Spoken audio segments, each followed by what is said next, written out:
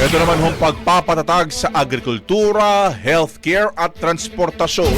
Naging sentro raw sa pagbisita ni Pangulo Marcos sa Northern Mindanao.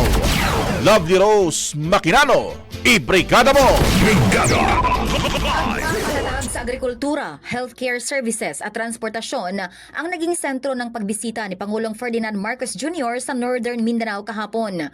Unang binisita ng Pangulo ang Balinguan Port kung saan nanguna ito sa isinagawang inaugurasyon ng Balinguan Port Expansion Project. Ito umano ang solusyon sa matagal ng problema ng mga pasahero sa lumang port terminal dito sa bansa. Sunod namang binisita ni Marcos ang San Isidro Balingasag, Misamis Oriental para sa inaugurasyon ng rice processing system, mga makinarya at coconut processing facility. Dito maaaring makabenepisyo ang libo-libong magsasaka sa pamamagitan ng multi-rice stage rice mill, recirculating dryers, four-wheel tractor at rice combine harvester. Pinuri naman ni Marcos ang mga magsasaka, lalo pat isa ang Misamis Oriental sa malaking contributor ng niyog sa buong Region 10.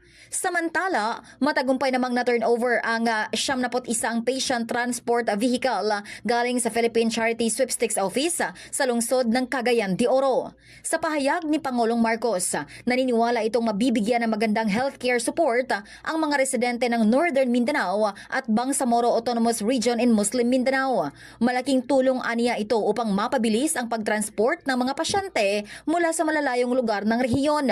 Ang state-of-the-art PTVs, meron ng stretcher, oxygen tank at blood pressure monitor na sadyang dinisenyo upang masiguro ang kaligtasan ng mga pasyente. Ang naturang inisyatiba ay kabilang sa 2.2 billion pesos budget na allocated para sa 1,000 ambulansya na ipamimigay sa mga LGUs at hospital sa buong bansa.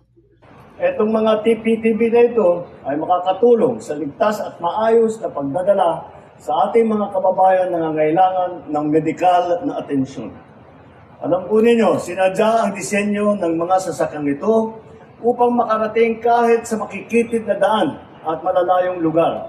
In the heart of changing lives, ito si Brigada Lovely Sambaan Maquinano ng 102.5 Brigada News FM Cagayan de Oro, the Music and News Authority. Kada balita nationwide. Ang bahaging ito ay hatid sa atin ng Power Cell Soya Coffee. Masarap araw-arawin.